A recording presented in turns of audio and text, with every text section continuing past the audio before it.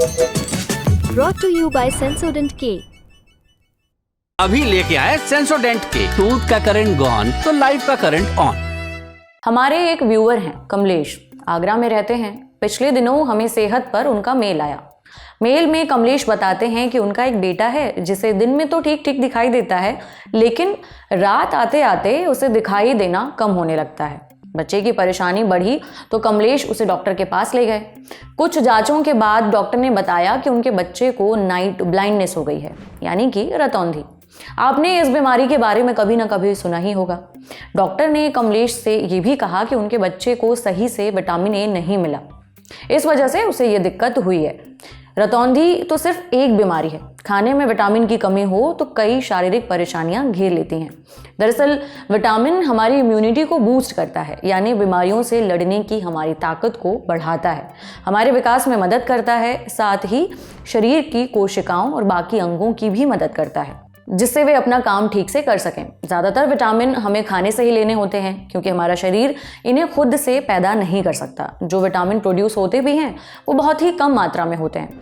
कुल 13 तरीके के विटामिन होते हैं।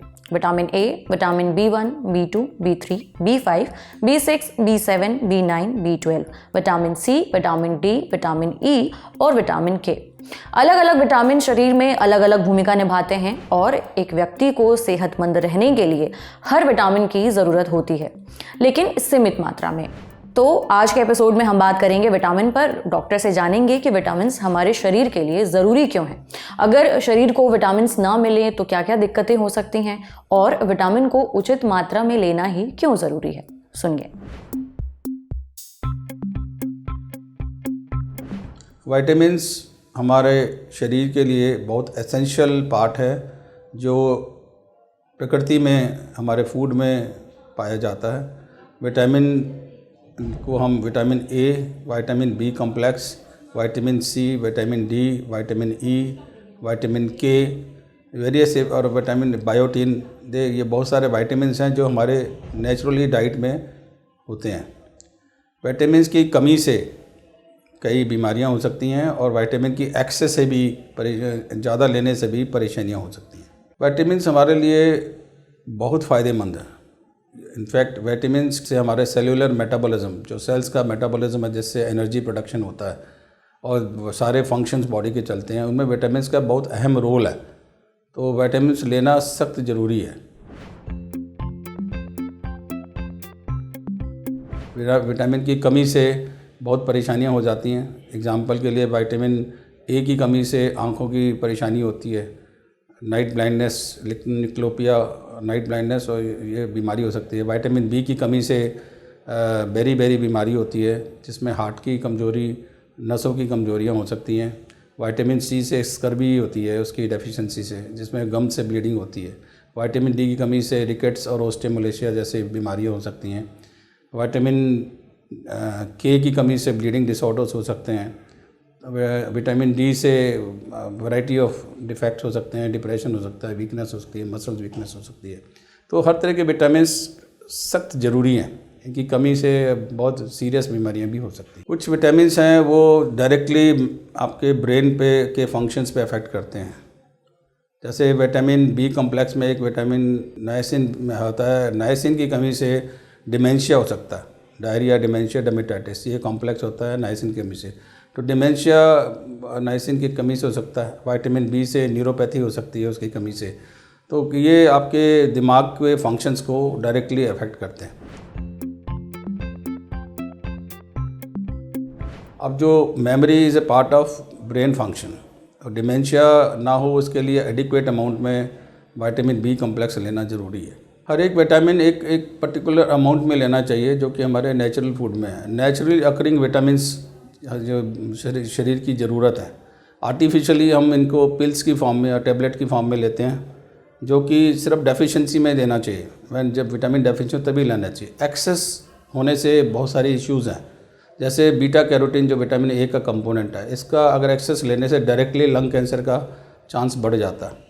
ऐसे ही एक नायसिन है जो कमी होने पे तो डिमेंशिया कर सकता है, लेकिन एक्सेस पे लेने पे वो हार्ट की बीमारियां बढ़ा सकता है। तो excess is bad, one should not take excess. आप रेगुलर डोज में नेचुरल तरीके से विटामिन लें, ये रिकमेंडेशन है। अब ये तो आप जान ही गए हैं कि विटामिन हमारे शरीर के लिए कितने अहम हैं। ऐसे में इन्हें अपनी डाइट में शामिल करना और ज़रूरी है। इसके लिए आप गाजर, पपीता, शकरकंद, पालक, सोयाबीन, फल और हरी सब्जियां खाएं। डेयरी प्रोडक्ट्स लें, अंडा, मछली, चिकन और खट्टे फलों का भी सेवन करें। ध्यान रखिए, आपकी डाइट में हर पोषक तत्व पर्याप्त मात्रा में होना ज़रूरी है। अब बढ़ते हैं सेहत के अगले सेगमेंट की तरफ, तन की बात। करीब 40% कैंसर के मामले मोटापे की वजह से होते हैं। ये हम नहीं, हाल ही में आई एक रिसर्च कह रही है।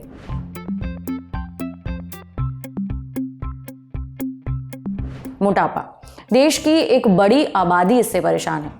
मोटापा कभी अकेले नहीं आता, अपने साथ हमेशा कुछ बीमारियां लेकर ही आता है। इससे ब्लड प्रेशर बढ़ सकता है, दिल की बीमारियां हो सकती हैं, डायबिटीज़ यानी कि शुगर होने का खतरा रहता है, लिवर को भी नुकसान पहुंचता है। और सिर्फ इतना ही नहीं, एक नई रिसर्च से पता चला है कि मोटापे से कैंसर भी हो सकता है। जी हाँ, बल्कि कैंसर के करीबन 40% मामले इसी मोटापे की वजह से ही होते हैं। स्वीडन की लुंड यूनिवर्सिटी के रिसर्चर्स ने करीबन 40 साल तक इस पर स्टडी की है। उन्होंने 41 लाख से भी ज़्यादा लोगों के वजन और लाइफस्टाइल पर नज़र रखी और पाया कि मोटापे का 32 अलग अलग तरह के कैंसर से संबंध है। इस दौरान रिसर्चर्स ने कैंसर के 3,32,000 से ज़्यादा मामलों की पहचान की।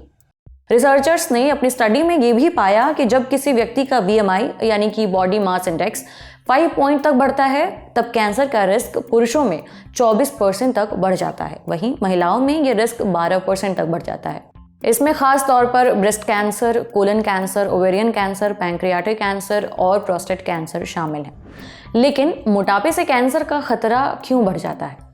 रिसर्च के मुताबिक हमारे शरीर में मोटापे की वजह से कैंसर की जो सेल्स होती हैं उनका विकास होने लगता है, वो फैलने लगती हैं, लिहाजा कैंसर हो जाता है। बढ़ी हुई चर्बी से लिपिड और ग्लूकोज मेटाबॉलिज्म में गड़बड़ी हो सकती है, इससे भी शरीर में कैंसर हो सकता है। वजन ज़्यादा होने से अक्सर एस्ट्रोजन और इंसुलिन जैसे हार्मोन्स का लेवल बढ़ जाता है, फिर इससे हार्मोन सेंसिटिव ट्यूमर के विकास को बढ़ावा मिलता है, जैसे ब्रेस्ट का कैंसर और ओवेरियन कैंसर। वैसे सिर्फ मोटापा ही नहीं, लाइफस्टाइल से जुड़ी दूसरी चीज़ें जैसे कि खराब डाइट और तंबाकू का सेवन भी कैंसर के खतरों को बढ़ाते हैं।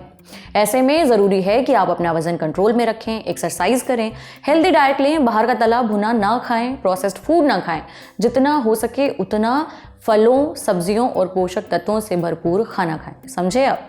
अब बारी है सेहत के आखिरी सेगमेंट की, खुराक, यानी एक झकासी हेल्थ टिप। घी से परहेज करते हैं? पहले रोज सुबह गुनगुने पानी में इसे डालकर पीने के फायदे जान लीजिए। फिटनेस फ्रीक लोगों ने घी खाना छोड़ दिया है। उन्हें लगता है कि घी खाएंगे तो वजन बढ़ जाएगा, फिर इतनी एक्सरसाइज और इतनी डाइट का क्या फायदा रहेगा। अगर आप भी ये सोचते हैं और इस वजह से बिल्कुल भी घी नहीं खाते तो आप गलती कर रहे हैं। सुबह सुबह गुनगुने पानी में 1 चम्मच घी डालकर पीने के बड़े फायदे होते हैं। हल्के गर्म पानी में घी डालकर रोज खाली पेट क्यों पीना चाहिए, इस बारे में हमें बताया डाइटिशियन श्रेया कत्याल ने। डाइटिशियन श्रेया बताती हैं कि घी में बहुत सारे पोषक तत्व होते हैं, जैसे कि ओमेगा 3 फैटी एसिड और कई तरह के विटामिन। घी को हेल्दी फैट माना जाता है। ऐसे में अगर सीमित मात्रा में खाएं तो ये कई फायदे भी दे सकता है। अभी गर्मियों का मौसम है, इस समय हमारे पाचन तंत्र से जुड़ी परेशानियां बढ़ जाती हैं, पेट जल्दी खराब होने लगता है। ऐसे में आपको रोज सुबह 1 गिलास गुनगुने पानी में 1 चम्मच घी डालकर पीना चाहिए।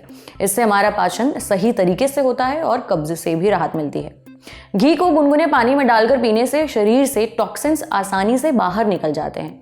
टॉक्सिन्स समझ लीजिए कि शरीर की गंदगी। अब जब शरीर में टॉक्सिन्स नहीं होंगे तो स्किन भी चमक उठेगी। घी के मॉइस्चराइजिंग गुण से हमारी स्किन साफ सुथरी रहती है। घी में ओमेगा 3 फैटी एसिड भी होता है, जो हमारे शरीर से बैड कोलेस्ट्रॉल को कम करता है, साथ ही गुड कोलेस्ट्रॉल को बढ़ाता है।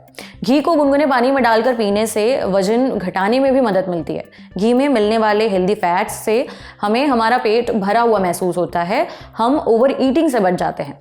ये हमारी शुगर क्रेविंग्स यानी कि मीठा खाने की जो तलब होती है वो भी कम करता है। इसके अलावा घी आंखों के लिए भी अच्छा होता है। इससे आंखों की रोशनी बढ़ती है और आंखों में होने वाला सूखापन कम होता है। डाइटिशियन श्रेया आगे कहती हैं कि अगर आप रोज़ गुनगुने पानी में घी ले रहे हैं तो इससे घुटनों के दर्द से भी आराम मिलता है, अकड़न दूर होती है।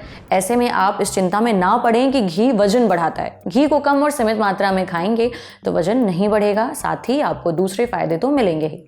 आज सेहत में इतना ही। अच्छा, अगर आप डॉक्टर हैं या फिर डॉक्टर से जुड़ा आपका कोई सवाल है तो इस ईमेल आईडी पर दाग दीजिए sehat.lalintop@gmail.com। सूचना समाप्त। शुक्रिया।